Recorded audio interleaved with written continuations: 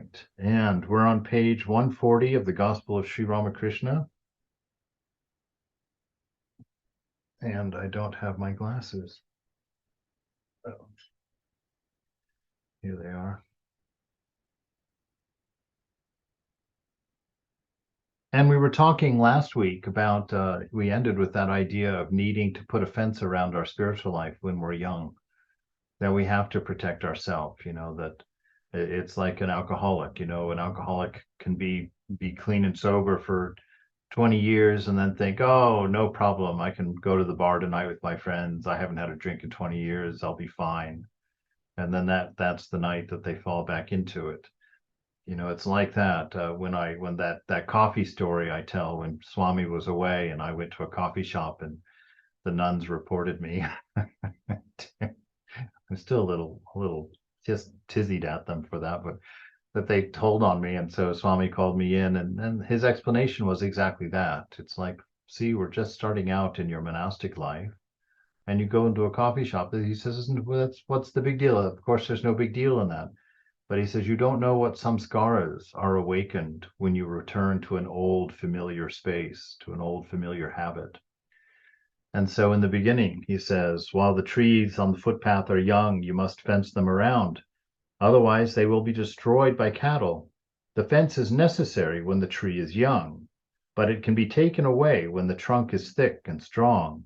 Then the tree won't be hurt, even if an elephant is tied to it.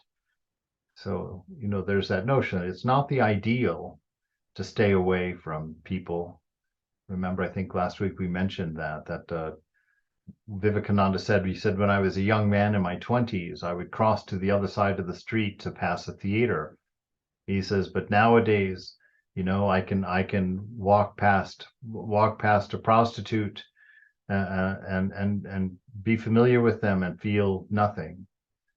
So, and as a matter of fact, when you read those stories of the prostitutes that came to tempt Sri Ramakrishna, when one of the devotees got some prostitutes to try and test him to see if his renunciation was real, and how in his presence they felt such a love from him, such a full acceptance from him, that they wept and confessed the scheme, and went away blessed. And that's the ideal. That's what we grow into, is the ability to be with anyone and love them as the Divine Mother, love them as our beloved, recognizing them as that. And so, but in the beginning, until we can see the beloved in the people around us, in the world around us, then we still need to be cautious when we're not seeing that, and to always be careful to be honest with where we're at, because the mind is a master at lying, at deceit. It wants, the attachments have taught it desire, and the desire is a drug. It's a drunkenness to the mind. And so it's an addict. The mind is an addict when it hasn't been purified. And so it will lie, cheat, and steal to get what it wants. And because of our identity with it, we'll kind of look the other way without making an outright decision, because an outright decision would wake us up, right? That would get our attention, be like, oh, no, I can't do that.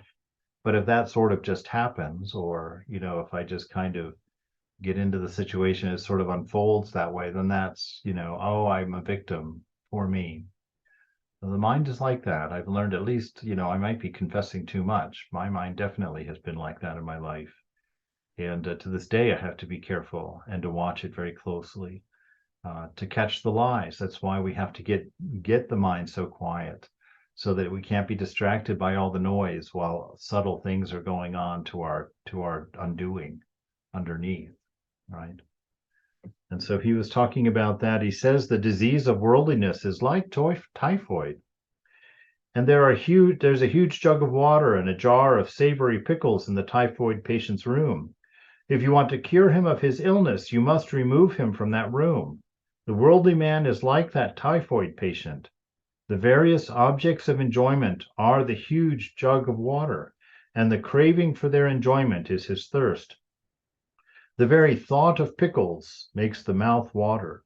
You don't have to bring them near, and he is surrounded with them. The companionship of woman is the pickles. or men, or anything in between. Hence, treatment in solitude is necessary.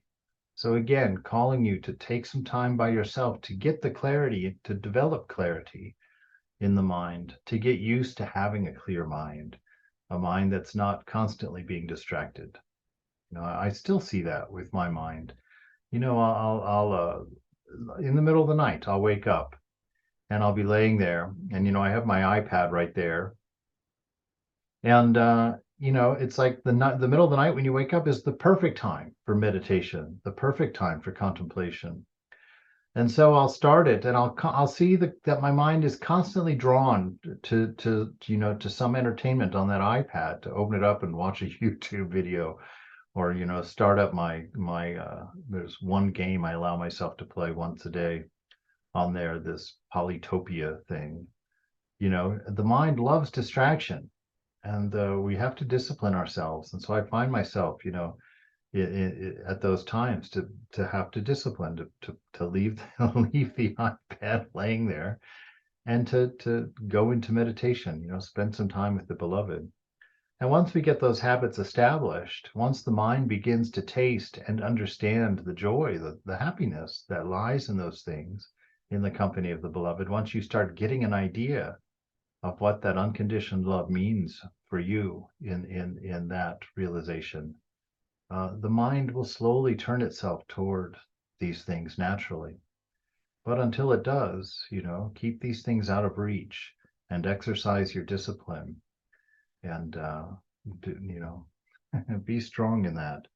So that's what he's saying. Hence, the treatment in solitude is necessary. One may enter the world after attaining discrimination and dispassion, right? Discernment, discrimination. Once you've become accustomed to, whenever you have a desire, whenever you feel the flicker of a desire or an attraction in the mind, if you've gotten yourself gotten your mind to quiet enough, if you've experienced enough stillness, you'll instantly feel it. You'll instantly be aware, oh, there's an attraction. And if that discernment automatically starts, where you start discerning, okay, it's changing, it's not real. What will it be in time? What have I gotten from that before? If it was fulfilling, why am I attracted to it again? Why am I not already fulfilled by it? What is its nature? Where has it taken me in the past? You start that discernment, and then that dispassion means that your discernment is mature, that your mind is actually listening to your discernment. You're not just going through, rote action. You're actually seeing it, and because the mind knows it's going to get burned or hurt, or that it's not helpful, the mind itself is uninterested, lets go, and calms itself again. Once you've mastered that, once that is your normal, then you can go into the world, then you can let the fence down. But until you've mastered that art of discernment, and the mind has matured to where the result is dispassion, that's the time, and only at that time should you be free with yourself, should you allow yourself into situations, but even then, most sages wouldn't anyway, because what would be the draw if there wasn't still some weakness there? So why do these things? In the ocean of the world, there are 6 alligators: lust, anger, and so forth. But you need not fear the alligators if you smear your body with turmeric before you go in the water. Discrimination and dispassion are the turmeric. Discrimination is the knowledge of what is real and what is unreal, what is changing and what is not changing. Because if you become aware of that unchanging within you, and you're able to sit in that place in some form, even just fleeting awareness of it, you'll find a great satisfaction. You'll find a great strength, a great love. And so that becomes enough. That is what the seeds of dispassion are. The seeds of dispassion are being full already. If you just ate lunch and someone offers you, well, I better not say pizza because I'd eat it anyway. But if someone offers you something, something, and you're like, no, I've already eaten, thanks. That's dispassion. Dispassion comes from satiation, being full, being content. And discernment is what reminds us of our contentment. reminds us of what we were talking about before, that life is enough, being is enough. The infinite potential of the moment is enough. You don't need anything else. And not only not need, you don't desire anything else.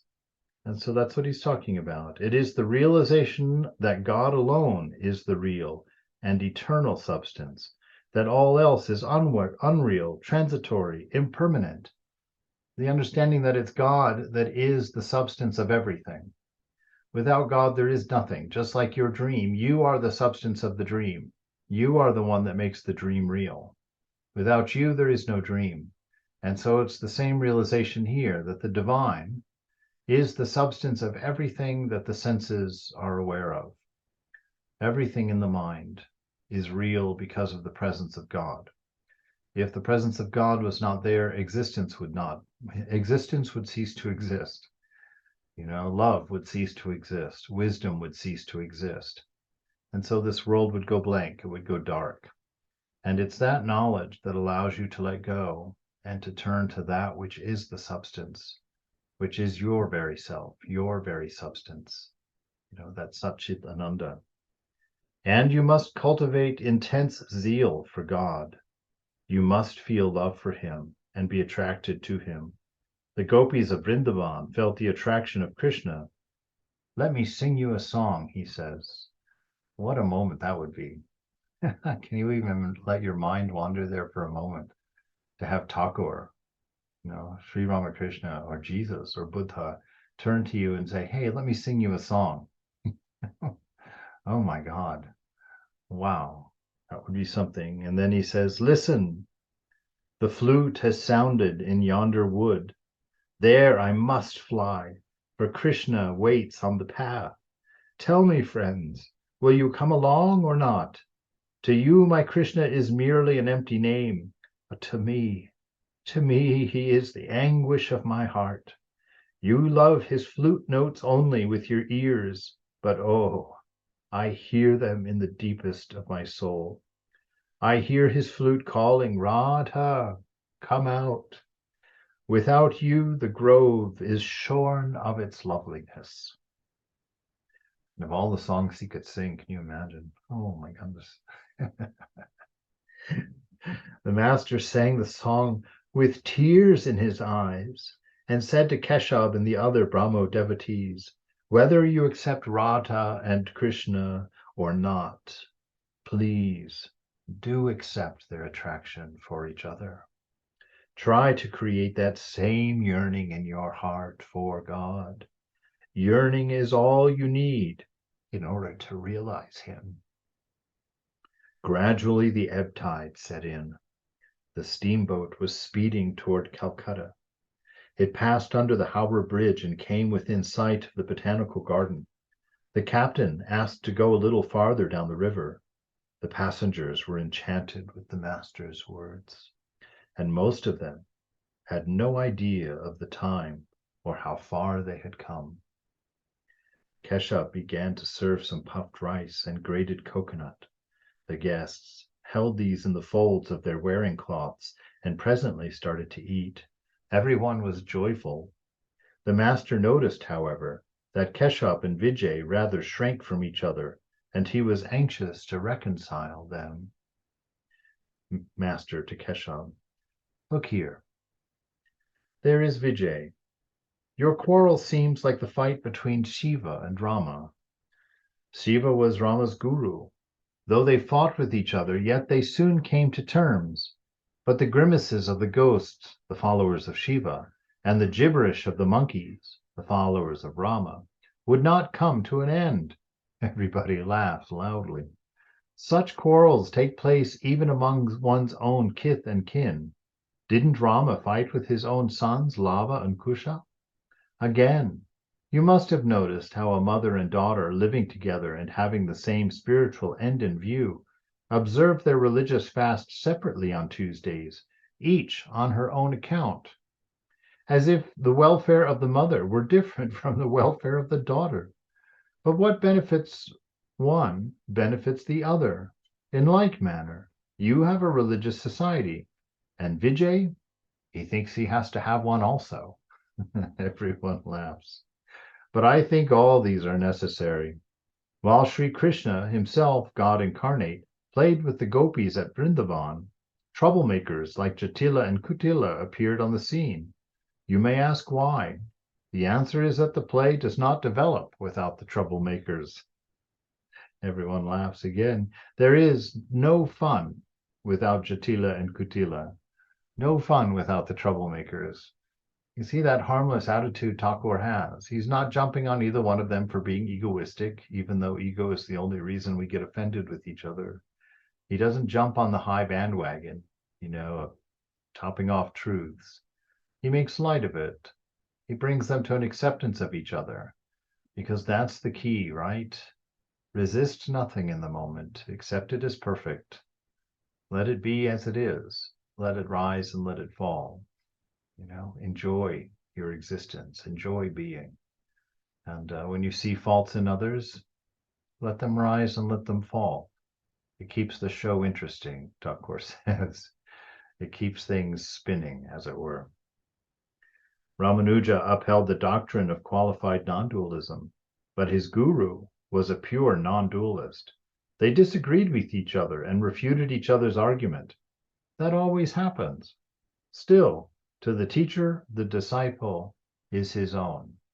So these disagreements, they don't need to be the end of a friendship. They don't need to be the end of a family. Disagreements can just be by the wayside. They can just be as they are, and things can go on.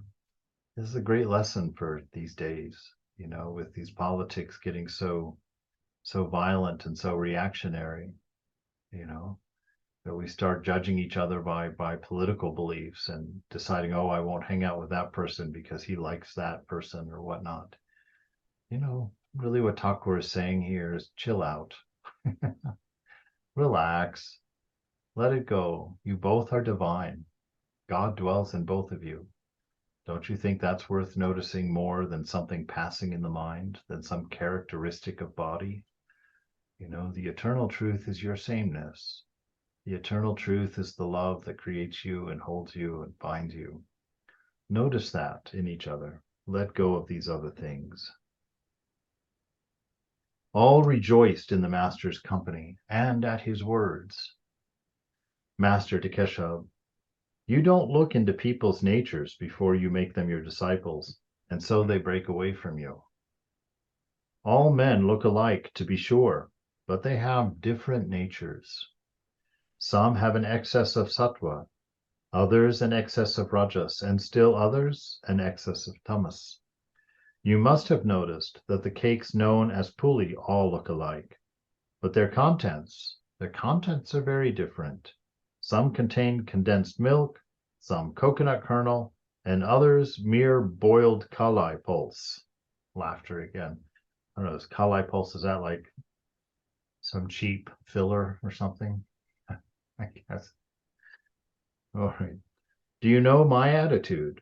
All right, here we go. Do you know my attitude? As for myself, I eat and drink and live happily. The rest, the Divine Mother knows. Indeed, the three words. Indeed, there are three words that prick my flesh: Guru, Master, and Father. Anything that implies that responsibility or that ego self, that doership, that would prick his flesh, that would make his hair stand on end in the wrong way. But this attitude, what a beautiful attitude he has. He just goes on. I eat, drink, and I live happily. Let things go on. Let the world turn as it turns. You do what you do with your work, with your place in the world in the moment. You let the beloved manifest. Let your loving nature manifest. Let your wisdom, let your wisdom manifest. If you don't have any, let God's wisdom manifest. Quote scriptures, sing songs, be a joy, because life is amazing. Even in its worst pain, it's amazing to feel pain. That points at the existence, that points at God himself. So there's nothing to get all in a twist about, he's saying. Live life, be happy, live merrily, and carry on. Accept the moment as perfect. Don't let yourself get riled up about the way things are. Oh wait, we've got a note. Kale pulse dal is simply urad dal. Okay, so they're just putting beans into the dessert. Yes. There is only one guru, and that is Satchitananda. He alone is the teacher. My attitude toward God is that of a child toward its mother. One can get human gurus by the millions. All want to be teachers, but who cares to be a disciple? You know, this is the danger of the ego world. This is the danger of being doers in and of ourselves, thinking that we are something. You know, this is something I watch all the time in myself, to be careful, because that temptation's always there. That lie is always there. You know, so we have to be careful. We have to be watchful, alert, aware. It is extremely difficult to teach others. A man can teach only if God reveals himself to him and gives the command. Narada, Sukadeva, and sages like them had such a command from God, and Shankara had it too. Unless you have the command from God, who will listen to your words? Don't you know how easily the people of Calcutta get excited? The milk in the kettle puffs up and boils as long as the fire burns underneath. Take away the fuel, and all becomes quiet. The people of Calcutta love sensations. Calcutta is starting to sound like America. The people of Calcutta love sensations. You may see them digging a well at a certain place. They say they want water. But if they strike a stone, they give up that place. They begin at another place. And there perchance they find sand, and they give up the second place too. Next they begin at a third, and so it goes. But it won't do if a man only imagines that he has God's command. This is that, you know. This is not being fickle, being tenacious. You know, a lot of times in religion, you see this quite a bit. I know people that used to go from one church to another church, always trying to find one that they liked, you know, a church that was comfortable for them. And so church became a pair of shoes for them. You know, oh no, this one's no good. I'll go try another one. And they just move from one to the other. And sometimes people are doing that between religions, or from one guru to the next guru, you know, or from one religious text to the next religious text. We're fickle. We're looking for a tickle. We're looking for some sensation, something that is pleasant to enjoy. And so we take up these things to tickle our egos, to tickle our senses. But the real commitment's not there. You know, you sit and you go and you take your initiation and you meditate for 4, 5, 6 days, and then they get shorter. You miss one here. Oh, you'll start again, pick up another one, and oh, it'll last a little while. And then it's like you haven't meditated in 3 or 4 months, and then you think, oh, I better go to the temple, and you go to the temple and your guru acts weird toward you, and you're like, oh, they're so judgmental. You know, round and round it goes like this. You have to have substance within to undertake the path. You know, I'm not downplaying the wonderful return, you know, that you may forget to do your practice and you come back and you try it and you get a little bit of a spurt and you may forget again. That's fine, but it should diminish over time. That shouldn't become a designated characteristic of you. People shouldn't ever be able to say, oh, that person's always up and down. Oh, there they are. They're back now for a few weeks, but wait, they'll be gone again. And sure enough, they go again. You know, that is not how one realizes the divine. It takes a steadiness. It takes a tenacity to do your practice, even though you're going through those dry periods, you know, or those periods where you don't feel like you're getting anywhere. Those horrible times when the ego takes the steering wheel and tells you what a loser you are, you know, or how naive you are, how silly you are, or any of those things. And we give up, you know, and then we go and distract our mind somewhere, doing something else, getting busy. We get busy. You know, how many times I've heard Sarvadevananda ask a devotee, oh, where have you been? Oh, Maharaj, I've been so busy. It's because anytime you abandon your spiritual practice, you're going to get busy. because you're not going to want to think about the fact that you've abandoned your spiritual practice. That's the nature of the mind. You know, when you need a distraction, that's a good time to get alarmed. Whoa, what do I need distraction from? I remember when I first joined the monastery, I asked Swami, oh God, I can't believe I asked Swami Prabhupada, I said, how much vacation time do we get each year? He looked at me, and said, vacation. Vacation from what? What are you taking vacation from? And I sat there, how it is when you're around a great soul like that. You suddenly realize how absurd that is. You're in a monastery, you have no responsibilities but your realization of the divine. Everybody's providing for you. The devotees are all rooting for you, encouraging you. You live with the Swami, and you want a vacation. But see, that's the nature of mind. That was pretty funny, Swami. I know. It was pretty funny, but it was pretty funny until I was in my 8th year without a vacation. Then it wasn't so funny. I went to Swami then. I asked him if I could go to take a break. I said, Maharaj, I said, I have tried. I've wanted to take a break now for 3 or 4 or 5 months.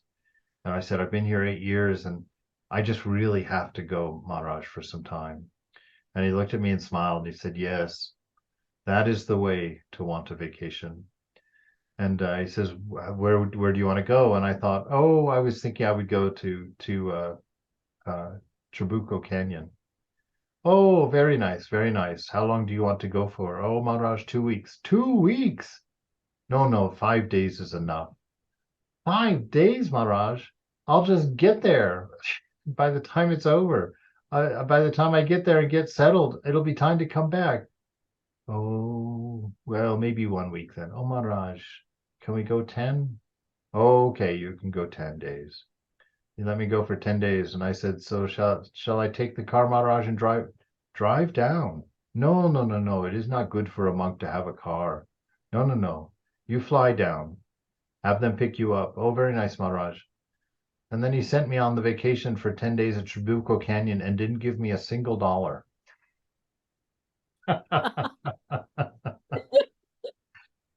So that was the monk's vacation. 10 days at another monastery without a dollar or a car. So he was keeping that fence around me. And that's the lesson. Keep that fence around your desires, around your mind. Do what you need to do. Do what you need to do. Take that 10 days if you need that 10 days. But take that 10 days responsibly and carefully. Don't imagine that your vacation is a vacation from your spiritual practice. Don't think that your time off means, oh goodness, I don't have to get up and do my practice for 10 days. This is going to be great. This isn't the way. This isn't the way. That's not the way. That makes spiritual life very difficult to maintain that view. What a suffering it is when you think of it that way. Instead, try and find that space inside. Try and find that inspiration in yourself to where your practice is your vacation. I know that seems eye-rollingly unlikely, but it is how it will be one day for you. It is how it will be one day, when time with the beloved is refreshing and new and the source of your very bliss and joy in life. Try for that, work for that, lay yourself down before the mother and beg for that. Please. It doesn't sound bizarre, Swami. It sounds beautiful. Well, good. Like a goal. Perfect. That's where I was trying to get it to go. Marvelous. But it won't do if a man only imagines that he has God's command. God does reveal himself to man and speak. And there it is, right there. There's a wonderful story of Brahmananda in The Eternal Companion, where he tells, he's talking to a brahmachari, a novice who just joined. And he's telling the novice, asks him something, Maharaj, how do you, I don't remember the exact question, but it was something, how do you plan, or how are you going to go on this date? And Maharaj says, no, not that date. Mother has said to go on this date. And the boy says, well, Maharaj, how do you know what God has said? It's easy to choose what you want to do and say that God has told you this on that day. And Maharaj says, no, it's not like that. God has told me to do. And the boy pushes again, but God, are you saying that you actually talk to God, that God actually tells you when you should leave for your trip? And Maharaj got very serious and looked at the boy straight in the eye and said to him, I tell you, God tells me what I do. And even reading it, I got chills. I was like, oh my God, that's amazing. And here Thakur is giving us that same promise. God does reveal himself to a man and speaks. Only then may one receive his command. How forceful are the words of such a teacher.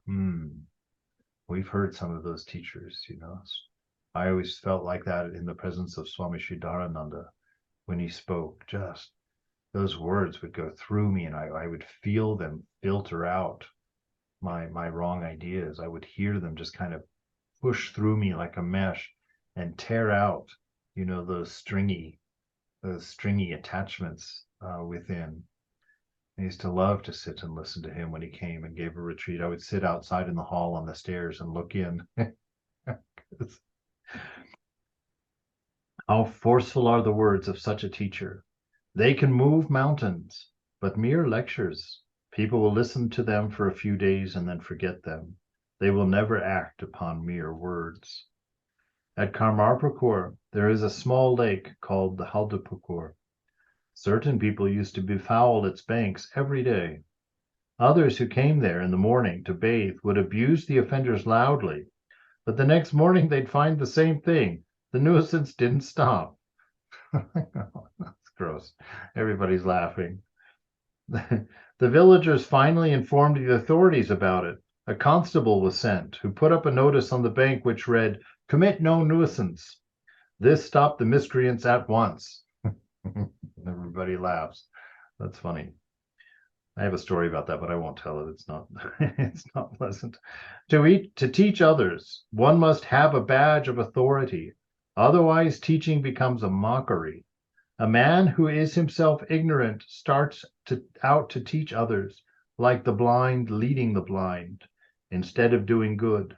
Such teaching does harm. After the realization of God, one obtains an inner vision. Only then can one diagnose a person's spiritual malady and give instruction. Without the commission from God, a man becomes vain. He says to himself, I am teaching people. This vanity comes from ignorance, for only an ignorant person feels that he is the doer.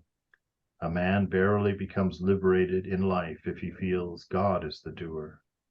He alone is doing everything. I am doing nothing. Man's sufferings and worries spring only from his persistent thought that he is the doer. My goodness, what a beautiful sentence. Man's sufferings and worries springs only from his persistent thought that he is the doer. You people speak of doing good to the world. Is the world such a small thing? And who are you, pray, to do good to the world? First, realize God. See him by means of spiritual discipline. If he imparts power, then you can do good to others. Otherwise not. A Brahmo devotee. Then, sir, we must give up our activities until we realize God? Master, no. Why should you? You must engage in such activities as contemplation, singing his praises, and other daily devotions. Brahmo, but what about our worldly duties, duties associated with our earning money, and so on?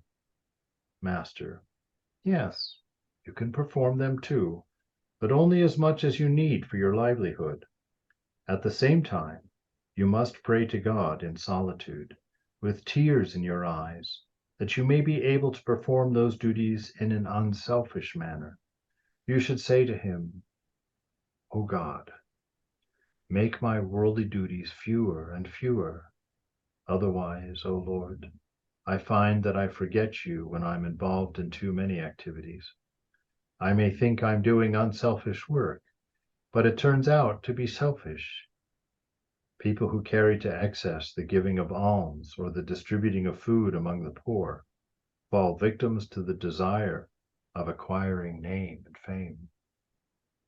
Shambhu Malik once talked about establishing hospitals, dispensaries, and schools, making roads, digging public reservoirs, and so forth. I said to him, don't go out of your way to look for such works. Undertake only those works that present themselves to you and are of pressing necessity, and those also in a spirit of detachment. It is not good to become involved in many activities. That makes one forget God. Coming to the Kaligat temple, some perhaps spend their whole time in giving alms to the poor. They have no time to see the mother in the inner shrine. Everyone laughs. First of all, manage somehow to see the image of the Divine Mother, even by pushing through the crowd. Then you may or may not give alms as you wish. You may give to the poor to your heart's content if you feel that way. Work is only a means to the realization of God. Therefore I said to Shambhu, suppose God appears before you, then will you ask him to build hospitals and dispensaries for you? Laughter. A lover of God never says that. He will rather say, O Lord, give me a place at your lotus feet. Keep me always in your company. Give me sincere and pure love for you. Karma Yoga is very hard indeed. In the Kali Yuga, it is extremely difficult to perform the rites enjoined in the scriptures. Nowadays, man's life is centered on food alone. He cannot perform many scriptural rites. Suppose a man is laid up with fever. If you attempt a slow cure with the old-fashioned indigenous remedies, before long his life may be snuffed out. He can't stand much delay. Nowadays, the drastic D-Gupta mixture is appropriate. In the Kali Yuga, the best way is Bhakti Yoga, the path of devotion, singing the praises of the Lord and prayer. The path of devotion alone is the religion for this age. To the Brahmo devotees, yours also is the path of devotion. Blessed you are indeed that you chant the name of Hari and sing the Divine Mother's glories. I like your attitude. You don't call the world a dream like the non-dualists. You are not Brahmagyanis like them. You are bhaktas, lovers of God. That you speak of him as a person is also good. You are devotees. You will certainly realize him if you call on him with sincerity and with earnestness. The boat cast anchor at Kayalagat, and the passengers prepared to disembark. On coming outside, they noticed that the full moon was up. The trees, the buildings, and the boats on the Ganges were bathed in its mellow light. A carriage was hailed for the master and M, and a few devotees got in with him. The master asked for Keshab. Presently the latter arrived and inquired about the arrangements made for the master's return to Dakshineshwar. Then he bowed low and took leave of Sri Ramakrishna. The carriage drove through the European quarter of the city. The master enjoyed the sight of the beautiful mansions on both sides of the well-lighted streets. Suddenly he said, I'm thirsty. What's to be done? Nandalal, Keshav's nephew, stopped the carriage before the India Club and went upstairs to get some water. The master inquired whether the glass had been well washed. On being assured that it had been, he drank the water. As the carriage went along, the master put his head out the window and looked with childlike enjoyment at the people at the vehicles, the horses, and the streets, all flooded with moonlight. Now and then he heard European ladies singing at the piano. He was in a very happy mood. The carriage arrived at the house of Suresh Mitra, who was a great devotee of the master, and whom he addressed affectionately as Surendra. He was not at home. The members of the household opened a room on the ground floor for the master and his party. The cab fare was to be paid. Surendra would have taken care of it had he been there. The master said to a devotee, "Why don't you ask the ladies to pay the fare? They certainly know that their master visits us at Dakshineshwar. I am not a stranger to them." Everyone laughs. Narendra, who lived in that quarter of the city, was sent for. In the meantime, Sri Ramakrishna and the devotees were invited to the drawing room upstairs. The floor of the room was covered with a carpet and a white sheet. A few cushions were lying about. On the wall hung an oil painting, especially painted for Surendra, in which Sri Ramakrishna was pointing out to Keshav the harmony of Christianity, Islam, Buddhism, Hinduism, and other religions. On seeing the picture, Keshav had once said, "Blessed is the man who conceived this idea." Sri Ramakrishna was talking joyously with the devotees. When Narendra arrived, this made the master doubly happy. He said to his young disciple, "We had a boat trip with Keshav today. Vijay and many of the other Brahmo devotees were there."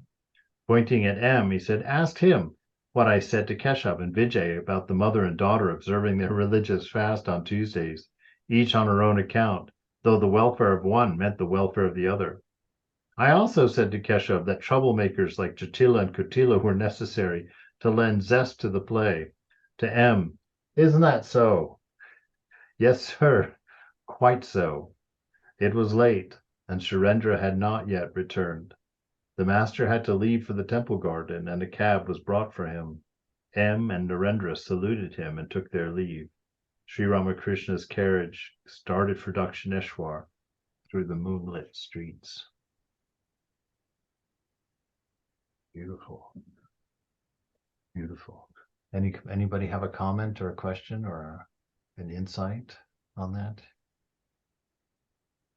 All right. Chapter 6, The Master with the Brahmo Devotees, part. I have a question. Sorry. All right.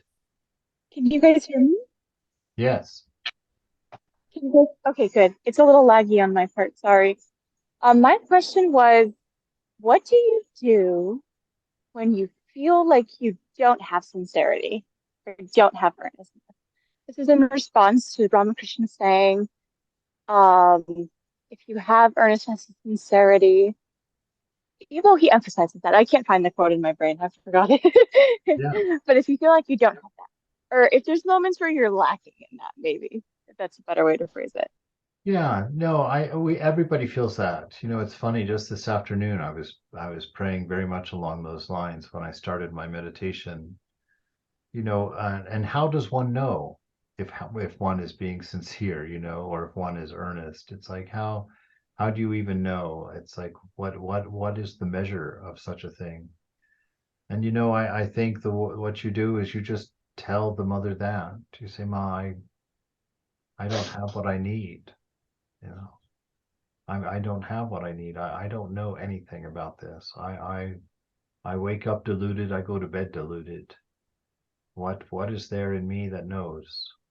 That's why you are my mother, and it's why I'm sitting with you. It's why I'm coming to you, because I don't have what I need, mother. And I ask you, please don't let me starve. Please don't let me fail. Please grant me what I need. Please give me that sincerity. Please give me the earnestness that pleases you." You just weep to mother like that. Admit your honest space, and that in itself turns out to be sincerity. But that's by the gift of grace. We nothing disallows us, nothing bars us from the presence of God. Nothing. You can always walk in to Thakur's room. So we walk in, regardless of what we think or don't or may not think about our own state of mind. We walk in and instantly we're handed a shawl of grace, and we wrap that around ourselves and we go and sit in whatever condition we're in front of the beloved. And that awareness of the beloved, that presence of the beloved that is within you, that is Satchitananda, right? We were just heard tonight that Satchitananda is the only guru. That inner self, that inner silence is the guru within you. And so you go and you sit with that shawl of grace, and you don't give your shortcomings a second thought. You merely sit in the presence, and that's enough. That's enough. You know, give mother the responsibility. She, after all, is the doer. She, after all, is the one with all of the cards. And I've used that phrase with her quite often in my life. Ma, you've got all the cards. What do you want me to play? What do you think I'm going to put down? You know, that's oh boy, I think it's Sri Nisargadatta says that. He says, you know, in a chess game with God, the difference between the man of knowledge and the man of ignorance, the first move of the man of ignorance is to push his pawn forward.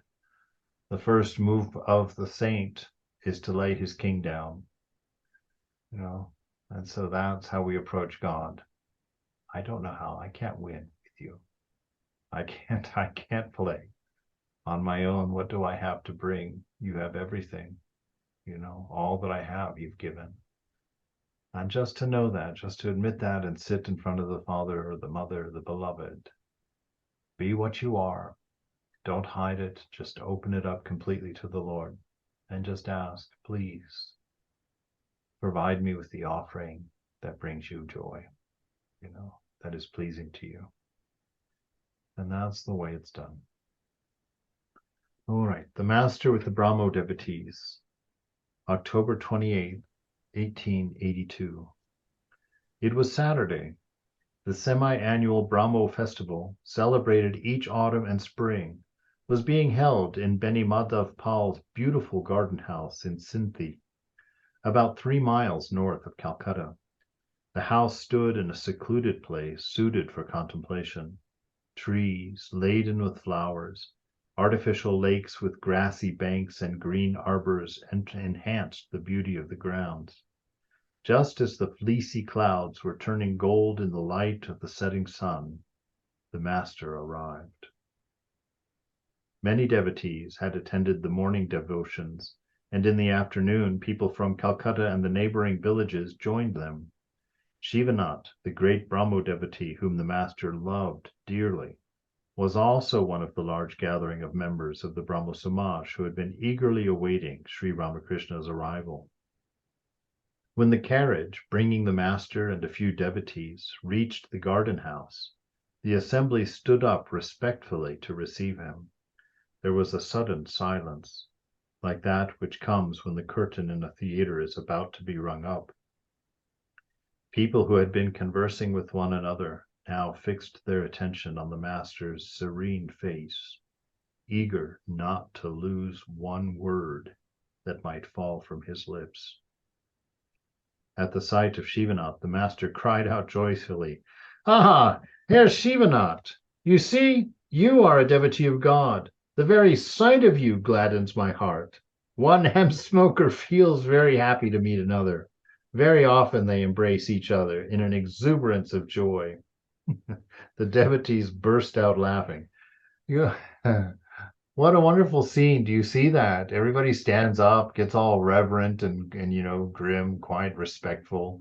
And Thakur just comes bursting in, you know, full of this joy that he just can't contain, you know, sees Shivanath and compares him to a hemp smoker. Ah, one pot smoker loves another. Here we are.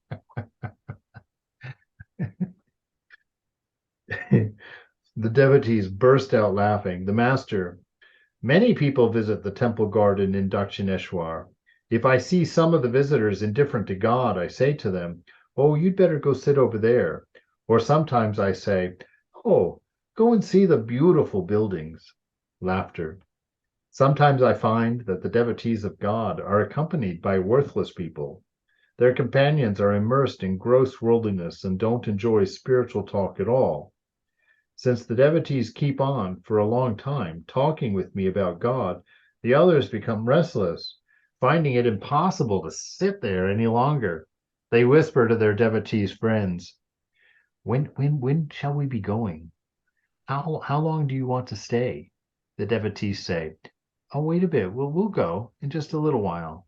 Then the worldly people say in a disgusted tone, well, then you talk.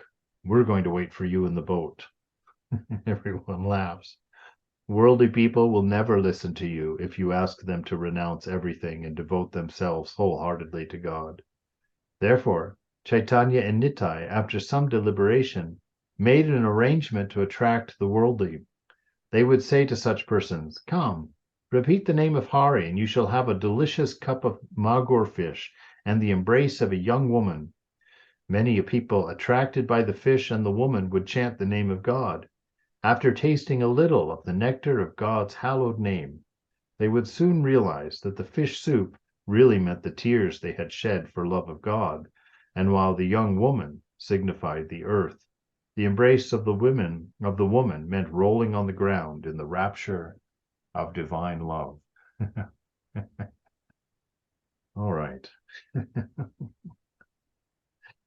Nitai would employ any means to make people repeat Hari's name.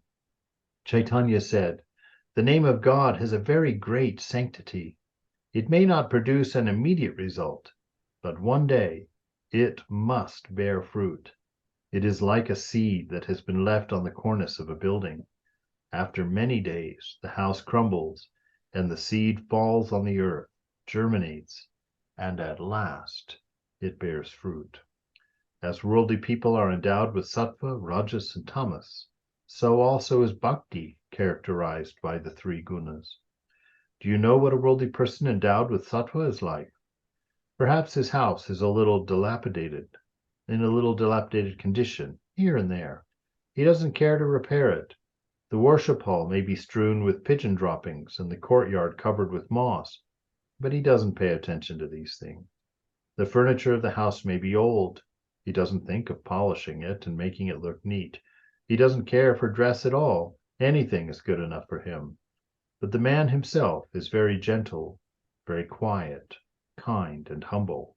He doesn't injure anyone. Again, among the worldly, there are people with traits of rajas. Such a man has a watch and a chain and 2 or 3 rings on his fingers. The furniture of his house, well, it's all spick and span. On the walls hang portraits of the Queen, the Prince of Wales, and other prominent people. The building is whitewashed, spotlessly clean. His wardrobe, why, it's filled with a large assortment of clothes. Even the servants have their livery and all that. The traits of a worldly man endowed with tamas are sleep, lust, anger, egotism, and the like. Similarly, bhakti, devotion, has its sattva. A devotee who possesses it meditates on God in absolute secret, perhaps inside his mosquito net. Others think he is asleep. Since he is late in getting up, they think perhaps he has not slept well during the night. His love for the body goes only as far as appeasing his hunger, and that only by means of rice and simple greens. There is no elaborate arrangement about his meals, no luxury in clothes, and no display of furniture. Besides, such a devotee never flatters anybody for money. An aspirant possessed of Rajasic Bhakti puts on a tilak on his forehead and a necklace of holy Rudraksha beads interspersed with gold ones around his neck. Everyone laughs again.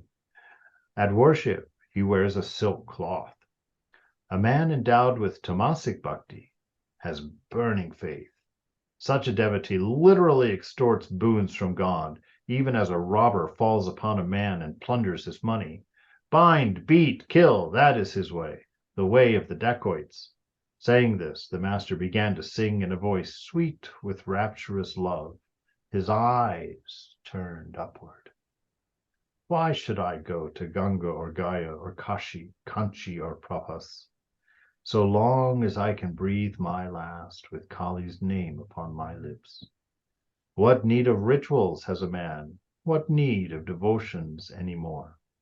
If he repeats mother's name at the 3 holy hours, rituals may pursue him close, but never can they overtake him. Charity, vows, and giving of gifts do not appeal to Madan's mind.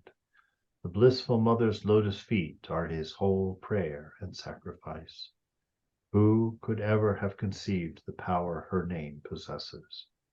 Shiva himself, the god of gods, sings her praise with his 5 mouths. The master was beside himself with love for the Divine Mother. He sang with a fiery enthusiasm.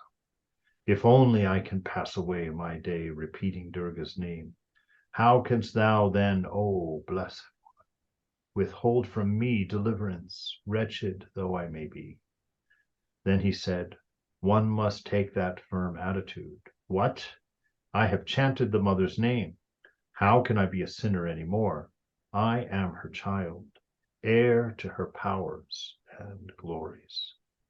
If you can give a spiritual turn to your Thomas, you can realize God with its help. Force your demands on God. He is by no means a stranger to you. He is indeed your very own. Right.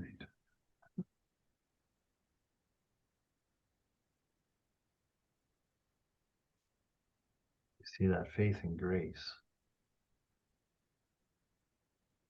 He can even use your weaknesses, the things that you hate about yourself. He can use them to bring you closer to him.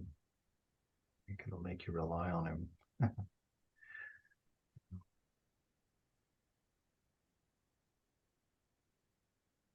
Any questions or concerns?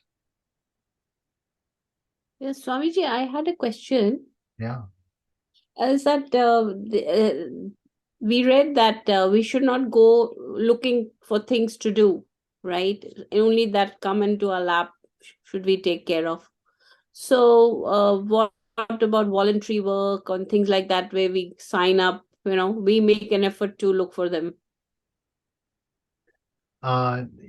Yeah, it's not that he didn't end up saying that you shouldn't do those things. He's saying keep your priorities straight. Make sure that you have a good practice. Make sure that the awareness of mother is in your mind. Make sure it is out of a desire for service to the divine that you want to do those things. What he wants you to be careful about is not doing them to be a good person. Don't do them because that makes you this way or that way. And don't do them for a result. Don't do them for attention. Don't do them for praise.